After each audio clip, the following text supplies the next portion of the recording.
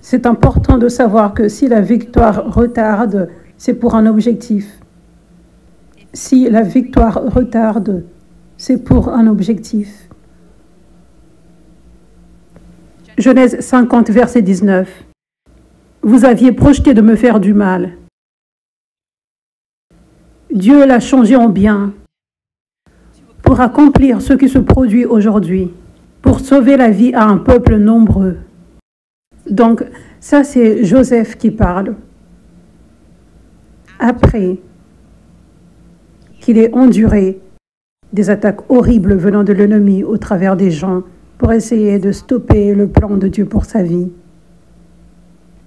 Ses frères l'avaient jeté dans un trou pour qu'il meure après qu'il avait parlé à propos de ce rêve que Dieu lui avait donné. Ses frères étaient jaloux quand ils avaient entendu ce rêve et l'avaient jeté dans un trou pour qu'il meure. Ensuite, il l'avait sorti du trou et l'avait vendu pour qu'il devienne esclave. Et son propriétaire l'avait amené en Égypte et quand il était en Égypte, il travaillait en tant que serviteur et cette femme l'avait accusé d'avoir essayé de coucher avec elle. Et l'opposé était vrai. Elle voulait qu'il couche avec elle et il avait dit non. Et il avait essayé de s'en aller. Et elle avait attrapé son vêtement et l'avait utilisé en tant que preuve alors qu'il fouillait. Donc les gens avaient cru aux fausses accusations. Il a été jeté en prison à cause de cela.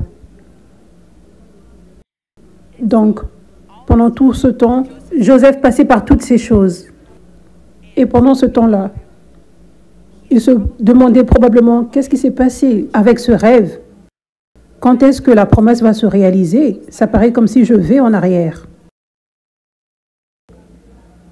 Et pendant tout ce temps, Dieu avait un tel plan parfait dans cela.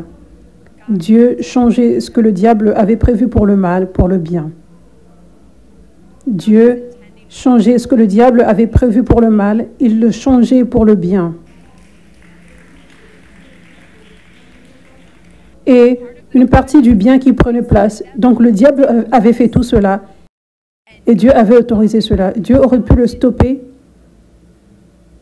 Il aurait pu faire mourir les frères de Joseph afin qu'ils ne fassent pas cela ou quoi que ce soit. Il aurait pu tout faire pour stopper cela, mais il ne l'avait pas fait. Il avait laissé que ça se produise.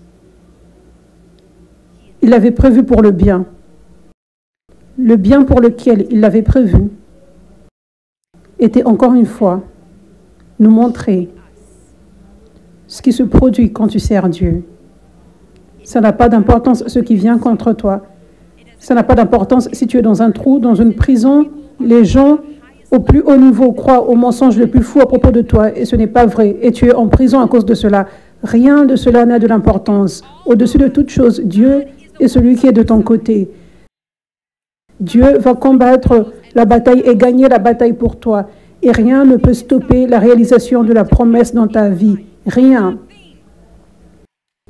Même l'extrême d'être dans un trou, dans la prison, et de voir les gens les plus hauts dans le pays croire en ces mensonges horribles à propos de toi. Même cela ne pouvait pas stopper la promesse. Amen.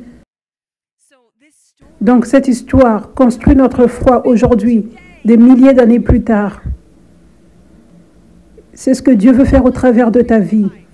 C'est à propos de ton témoignage.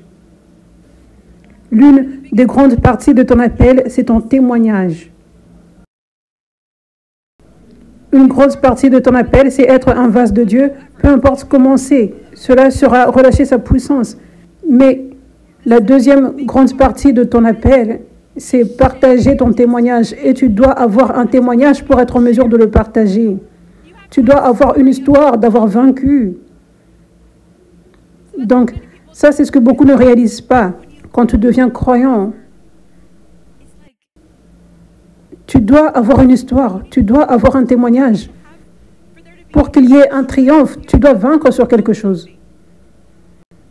Ce n'est pas une course s'il n'y a qu'une personne dans la course. Je veux dire, ça, ce n'est pas une course, ça, ce n'est pas une course, ça, ce n'est pas une victoire. C'est la victoire quand tu as des gens que tu dois vaincre, n'est-ce pas? Donc, cela doit se produire dans ta vie.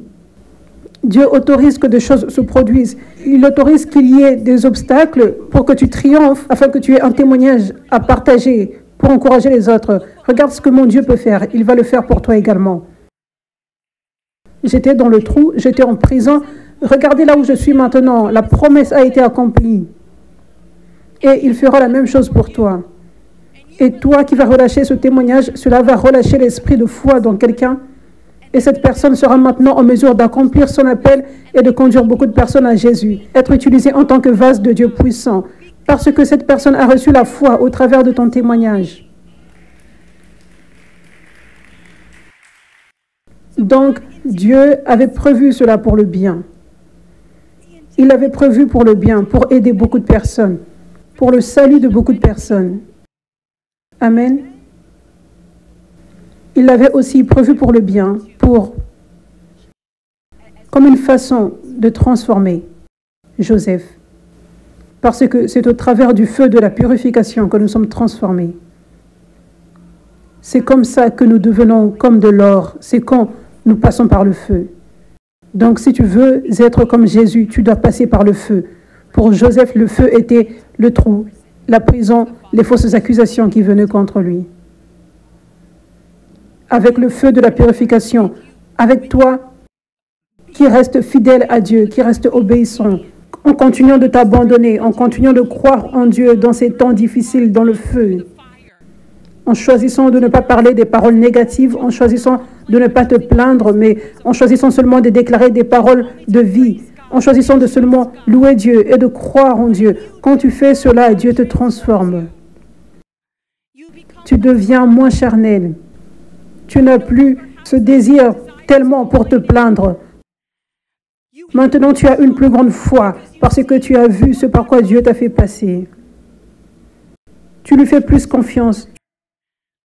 Tu es plus comme lui. Tu as plus de compassion pour ceux qui passent par des temps difficiles. Tu es plus passionné pour être en mesure d'encourager les autres parce que tu as été là.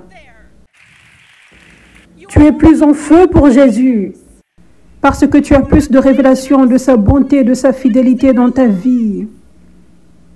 Plus je deviens en feu pour Jésus, c'est plus j'ai été en mesure d'être une meilleure servante de Dieu et d'avoir plus de compassion et un cœur pour servir les autres. Cela est venu après être passé par des temps difficiles.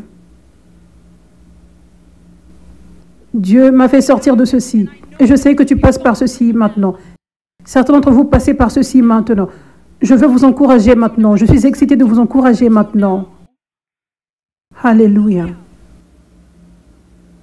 Vous voyez ce que le diable avait prévu pour le mal, Dieu l'a prévu pour le bien. Nous ne pouvons pas être transformés sans le feu. Donc voici le diable vient avec l'attaque et tout d'un coup, Dieu transforme l'attaque en feu. Le feu de la purification. Je t'ai attrapé, diable. Tu vas perdre constamment, diable. Tu penses que tu gagnes, diable, en le jetant dans le trou? Ça a juste été tourné en feu, prévu pour le bien. Tu pensais que tu gagnais quand il était allé en prison, quand les gens croyaient aux fausses accusations? Dieu l'a juste tourné en feu de la purification. Hallelujah! Une victoire écrasante, une victoire constante. Tu ne perds pas quand tu es dans le trou. Tu ne perds pas quand tu es dans la prison. Tu ne perds pas quand ton armée est réduite à 300 personnes. Tu ne perds pas quand tout ce que tu as est une pierre. Tu n'as aucune expérience en allant contre ce géant. Tu gagnes une victoire écrasante. Hallelujah! Hallelujah!